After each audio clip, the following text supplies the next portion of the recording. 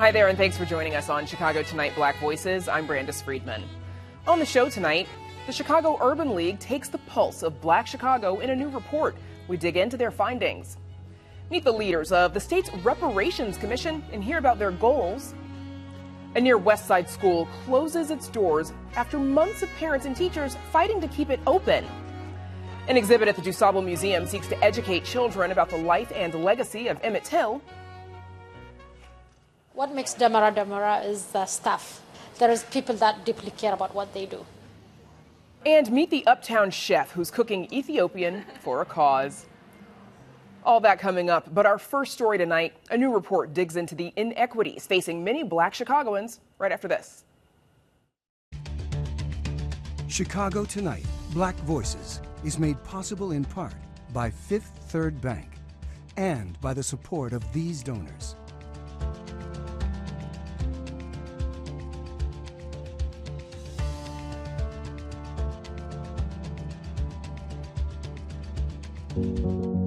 At Fifth Third, we believe when diverse voices are heard and empowered, communities are made stronger, lives are made better, and the future holds greater promise for all. That's why we're proud to support Chicago Tonight Black Voices. Together, we can make a difference. Together, we can drive change.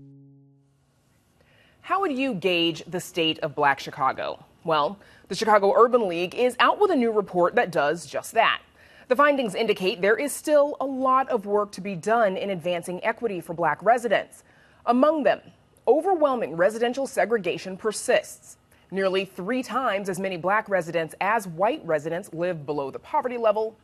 Graduation rates for Black Chicago public school students are about 20% lower than their white counterparts, and the average life expectancy for Black residents is 10 years shorter than that of white Chicagoans.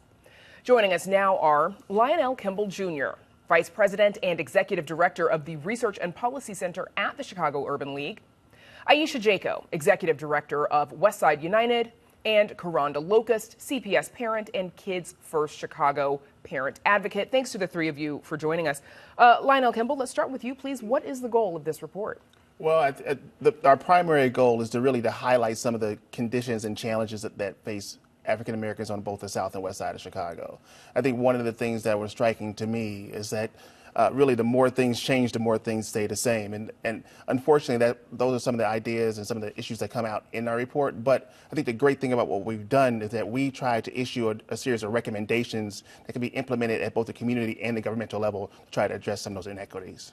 Aisha Jaco, the life expectancy gap is staggering. What does Westside United see as some of the contributing factors to that gap and that can be addressed via policy?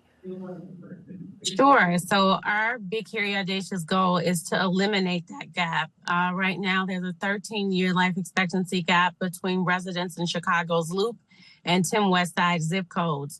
And so we've identified the key drivers in that gap being related to health conditions like cardiometabolic disease and the grouping there of cardiovascular disease, hypertension, diabetes, followed by cancer, opioid overdose, homicide, and infant mortality. And now there are implications for COVID. So in our approach, we believe that, yes, you have to address the barriers in accessing healthcare, but you also have to look at the economic vitality of residents, the educational climate, the neighborhood, and the built environment. And so our strategies are based on looking at median household income, unemployment rates through local hiring initiatives, career pathways work, and then also thinking about investments to small businesses, corridors, healthy food access to internships for high school students, pipelines for parents and students as well is very critical. So we have an approach that looks at the social drivers, that's comprehensive, that really takes an all hands on deck approach, not just with healthcare anchors, but other entities. Karonda Locust, you've had 3 children in CPS schools over the years. Do you think the system is appropriately meeting the needs of its Black students? No, I do not. Actually, there is a big difference with children in lower income communities versus wealthier communities. I do live on the west side of Chicago, and my children have attended school on the north side of Chicago. So we do see a difference in the education system in both the west side, north side, even on the south side of Chicago. Karonda, I mean, what do you think about the fact that you feel the need to travel from your West Side neighborhood all the way to Uptown to get the education that you think your students need and deserve, your children? Yeah, it's really unfortunate because, as I've noticed from sitting on LSC at two different schools in two totally different communities, there are things that are offered at one school versus another. And it's just the honest fact that CPS has this model that they think one size fits all. And some things aren't offered to other schools or schools in lower income communities. So there are things that we would like to have at our school, but CPS will offer something and then they'll close the window. And then you have to wait 2 years before it opens up. And it's really not, they really don't offer the same offerings across the board for lower income that they do for kids in a more wealthy community. So even as far as the parental involvement, there is a difference, but that doesn't mean we love our kids any less. Lionel, what are your top recommendations for the new mayor for making Chicago a more equitable place for Black residents? I think we need a systematic investment in black and brown communities. I think that we've had this systematic neglect of our communities, and listening to what Mayor Johnson's administration is talking about in their platform and their ideas for the city, I think that there's really hope that we can continue to press the administration. But I think that's the important part of the issue, is that we can't simply rely on the Black mayor to take care of Black people's issues. We have to remain vigilant, attend our meetings, continue to agitate for change in our communities. And I think those are some of the recommendations that come out of the State of Black Chicago report. Agitate, agitate, agitate, to quote Frederick Douglass. Aisha Jaco, what impact would you say the COVID pandemic had on health policy in Chicago? And do you think there are any lessons that have been applied that could be applied to improve health equity? Sure. So COVID exacerbated what we already knew to be true. The same communities that had the higher rates of diabetes, heart disease, hypertension, infant mortality are also the same communities that had the higher rates of COVID mortality and morbidity. And so COVID just blew that out of the water. And what we saw at the onset was the city of Chicago, the leadership of our previous mayor coming to say, Westside United in particular, we need a model to address the high rates of mortality and morbidity in Black and brown communities. We brought healthcare, community, public health, and civic government around a table for a strategy where community leaders dictated where PPE was distributed, vaccines, mutual aid, et cetera. So some of the learnings from that model is to lead with community voice and provide resources, because people on the ground that live in communities that are most impacted often have the most viable solutions. And so that work has transitioned to what we now see coming out of the Department of Health through Healthy Chicago equity zones and other initiatives that we want to align with Mayor Johnson around for continuity and to continue to leverage those best practices. Karonda, as you mentioned, you've been very involved with your children's school experiences. What would you like to see Chicago Public Schools do to better meet the needs of CPS students, Black students in particular? Yes, in particular, I mean, definitely offer our schools the same models that you will implement in other neighborhoods. So like I said before, one of the things that they have at schools on the north side are STEAM initiatives that are offered at their school, where they get more funding, they get more resources, they renovate their school, they have actual offerings. And I haven't seen many schools, if any, on the west side of Chicago with the STEAM grants. So I think that would be something that they can try to implement across, not just at selective places or only schools where they had that parental involvement that pushed for these things to get done. It shouldn't be a push to give kids quality education at one school and neglect the others. Okay, that's where we'll have to leave it. My thanks to our guests, Lionel Kimball, Aisha Jaco, and Karonda Locust for joining us. Thank you. Up next, a decade-old contract school closes its doors despite efforts to keep it open.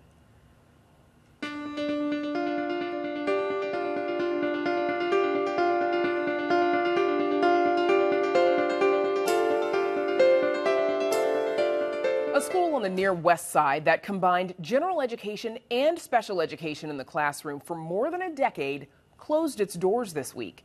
This after months of parents and teachers pleading for someone to step in and help keep the unique curriculum alive.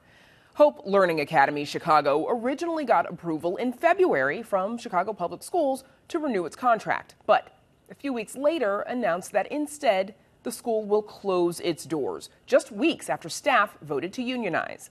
Chicago Tonight's Amanda Vinicki has this story. 6-year-old Kerrigan is down for a good tickle and laugh with her parents. But she wasn't always like this. Kerrigan was very sheltered. She wouldn't let anyone touch her or anything.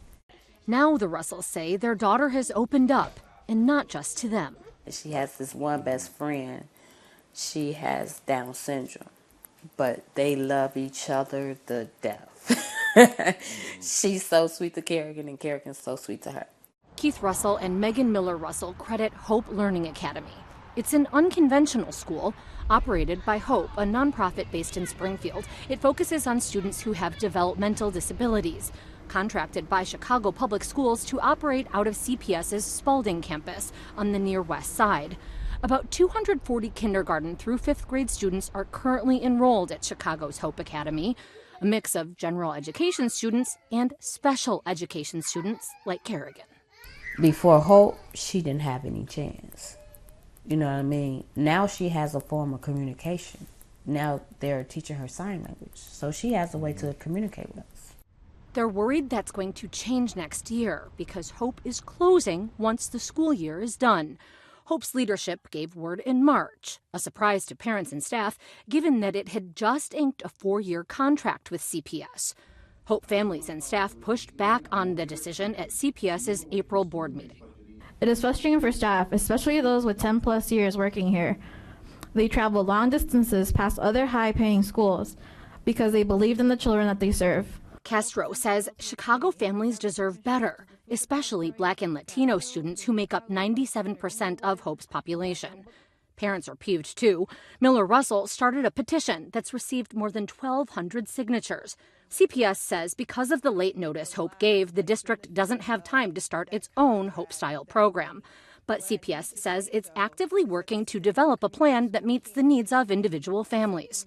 We are confident that the district will be able to continue providing services without interruption, and that students and families will have the support they need to be successful in the coming year.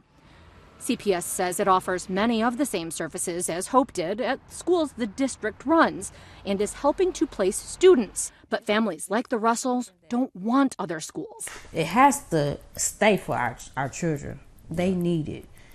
There's no other choice, you know what I mean? It hurts as a parent to have to go through this because our child loves this school.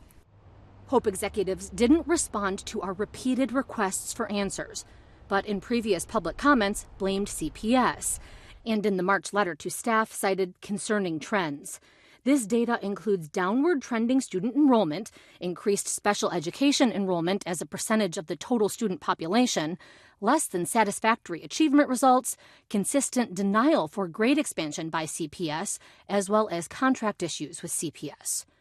Critics believe there's another reason. School staff recently voted to join the Chicago Teachers Union. It looks like the unionizing of the teachers is the reason. We can say that that's what we suspect. The week after they got approved is the next week they decided about the closure. Howard says it's a double slap in the face for Hope to exit, then for CPS to take the easy way out. Our families are absolutely distraught. They don't know where they'll be sending their students. Meanwhile, the Miller Russells haven't lost, well, hope. Somebody please reach out, please, please, please, and help us save this school. This is our last hope. For Chicago Tonight, I'm Amanda Vinicki. The Millers tell us CPS has offered them other school options for their daughter, but none that they've found suitable. They're instead going their own route to find the right placement. And as for staff, many of them are out of a job. Earlier this year, the state quietly formed a Reparations Commission. It's tasked with researching and reporting to the General Assembly on reparations for African American descendants of slavery, holding hearings on the implementation of reparations, educating the public about reparations, recommending how to preserve African American neighborhoods, including building a vocational training center and ensuring proportional representation in all state contracts. Here to talk about the latest is Marvin Slaughter, who chairs the Illinois African Descendant Citizens Reparations Commission, and State Representative Sonia Harper, a Democrat from the South Side who is also on the commission. Thanks to you both for joining us. Representative Harper, let's start with you, please. How did this commission come to be? Sure. So in January 2021, the Black Caucus passed our 4-pillar agenda to stop systemic racism. Among them, and as part of the expansive economic pillar, was the creation of the African Descent Citizens Reparation Commission. I want to acknowledge Representative Will Davis for his contribution to the pillar, as he was the one who originally introduced the bill. So in order to build that pillar, we used a combination of legislation that had already been introduced by members that fit our subject matter, along with the creation of new initiatives. So the Black Caucus thought this Reparations Commission was important because while we wanted to come up with a robust agenda right then that would right all of the wrongs Black people had experienced in Illinois as a result of slavery, we knew that if we wanted to do it right, that we would have to put together a task force or a commission to give it the attention it deserves. And that's how we got where we are today. Okay. Chairman Marvin Slaughter, California is closer to statewide reparations. Do you think that'll become a model for the state of Illinois? Yes, I do. I believe that currently the commission is already utilizing some of the framework set out by the California Task Force, including the 11 policy areas that they're looking at to discern the impact of harm on Black American descendants of slavery. A few examples. What are some of those policy areas? When I think about it, I think about different disparities in contracting, education, Black pathology. We're actually utilizing each and every single one of their discussed areas. We also saw some explosive debate recently in Chicago City Council over giving aid to migrants. Why do you think that tension exists? And do you think we could see, sort of a similar argument made about reparations for the Black community? I feel as though the statute outlines for us what community we're going to be focusing intently on. The historical Black community here in America, right? So we're going to be looking at Black American descendants of chattel slavery because, those are the ones who were impacted and they have this historical justice claim. I don't envision having those disputes because, ultimately, as we push forward, we're pushing forward for equity, but this commission in and of itself will be focused specifically on Black Americans. Representative Harper, what are the commission's goals and how do you measure them? How do you know that you're achieving the success that you'd like to get to?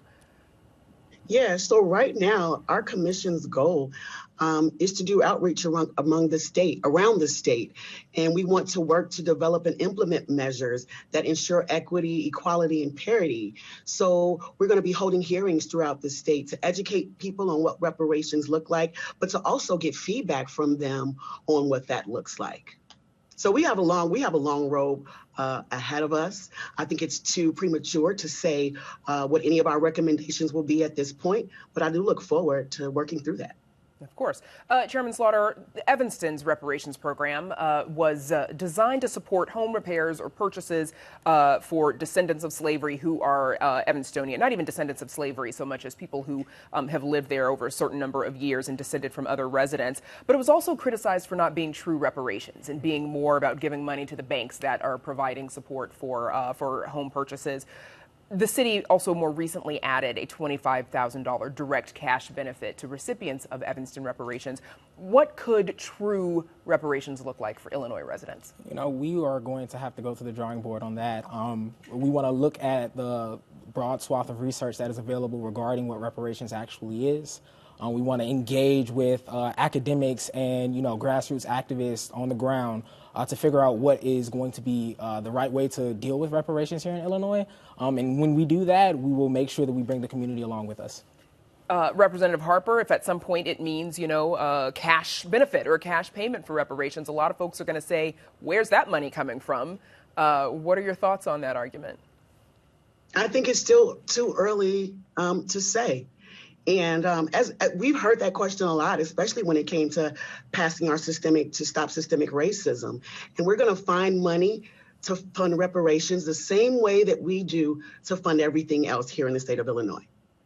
Representative, tell me a little bit about sort of the progress that you think this conversation about reparations has made, because there was a time, maybe even just 10 years ago, it was a non-starter.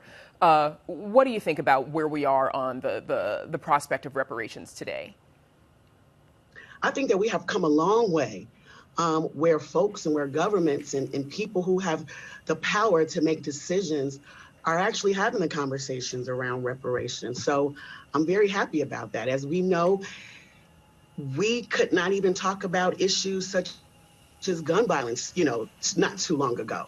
And now we're starting to act on those as well. So I'm happy, right? I'm happy that even, going through COVID and going through the civil unrest, there was kind of a moral shift that took place across the nation. And I think that shift is now helping us have conversations, deeper conversations, the kind that we've never had before, that can really provide relief for African-American families, or that we hope will provide relief for African-American families.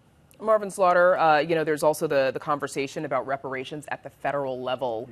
How do you think these two efforts might sort of either work together, balance each other out, or one might say, you know what, why bother? The feds are taking care of it. We don't need reparations in Illinois. Yeah, I believe that the commission is going to deal intently with the issue of reparations. We're going to try to work to make sure that whatever framework we develop doesn't collide with any federal reparations pushes. And I think that we actually have the trappings of developing a process for eligibility, looking at vital records and how to determine who is the impacted community that might actually be useful on the federal level. So that's the other tricky part, of course, is tracing our ancestry and proving that we are descendants of slaves. I'm sure, is that part of the conversation, the discussion for you all as well going forward? We're certainly going to be having that conversation and that discussion, but we will be leaving that debate to experts and taking their lead as far as how do we go about making sure that we're targeting the right community. Okay, that's where we'll have to leave it. Obviously, we look forward to hearing more from you all as your work continues. Marvin Slaughter and State Representative Sonia Harper, thanks so much for joining us. Up next, cooking Ethiopian food for a cause.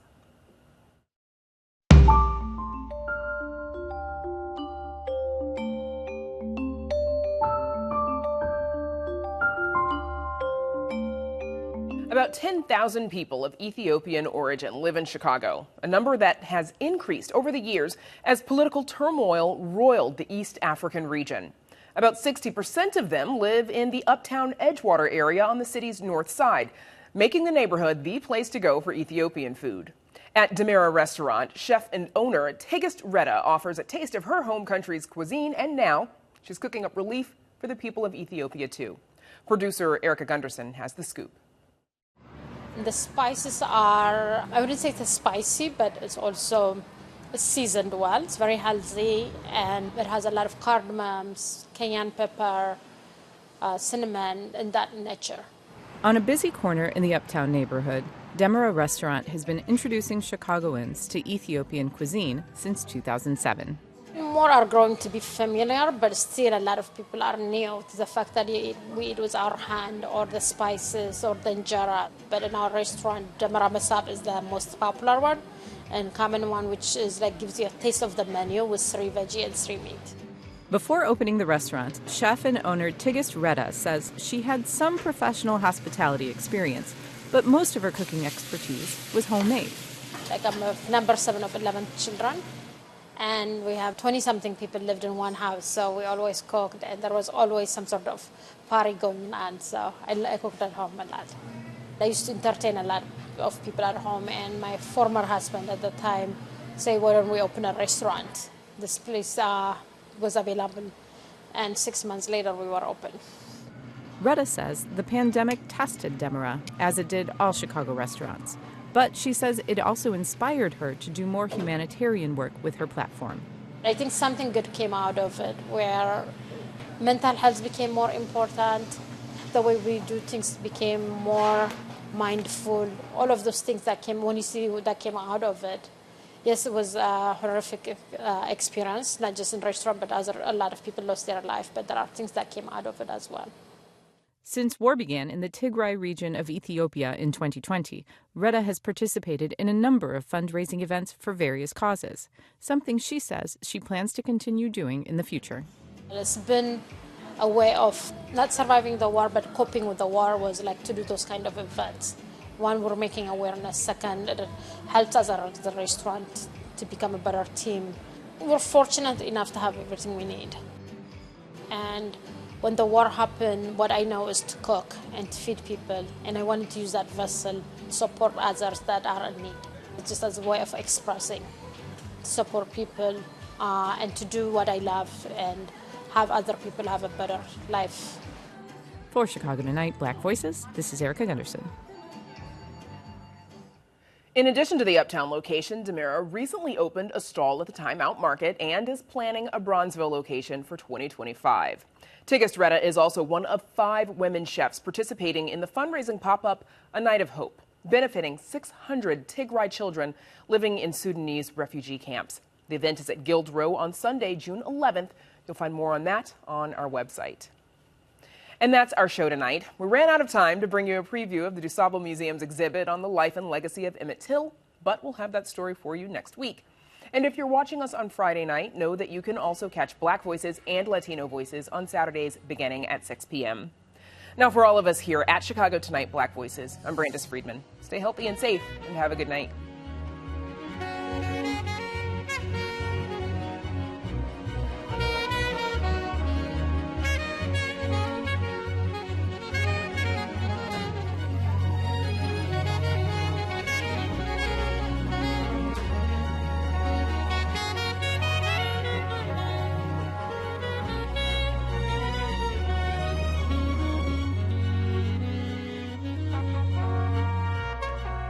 Closed captioning is made possible by Robert A. Clifford and Clifford Law Offices, a proud sponsor of diversity, equity, and inclusion-focused free continuing legal education for lawyers throughout the region.